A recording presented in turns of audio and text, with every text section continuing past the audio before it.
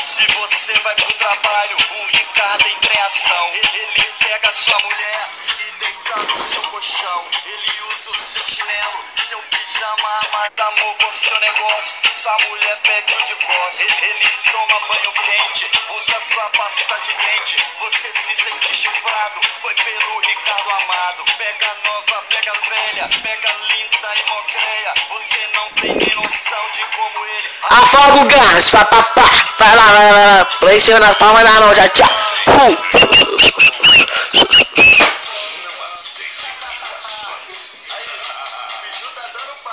Se você é casado, cuidado com o Ricardo amado.